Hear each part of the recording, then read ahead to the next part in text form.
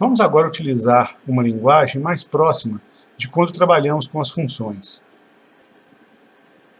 Suponha uma função y igual a f de x, de tal forma que a função f esteja definida para valores de x próximos de x igual a um certo valor, digamos a. A própria função não precisa estar definida em x igual a a, mas para valores próximos de x igual a a. Então imagine que eu tenho aqui uma série de valores que eu posso substituir x na função f. Na medida em que nós aproximamos a variável x do valor a, ou seja, se quando x tender a a, ou quanto mais próximo de a x estiver, uma consequência disso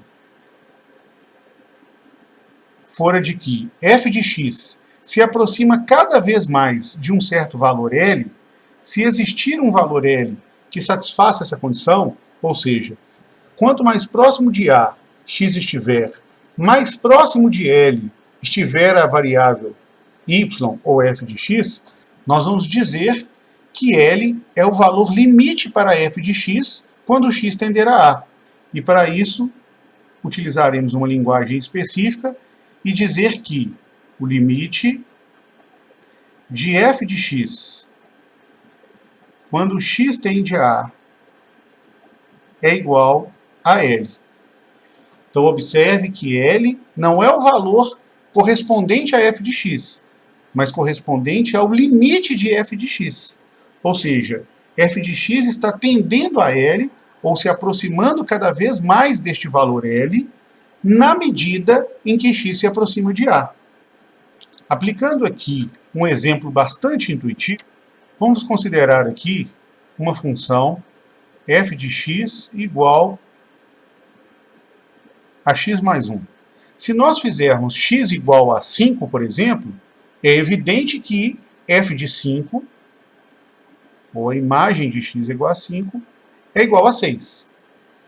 Ou ainda, f de 2 é igual a 3.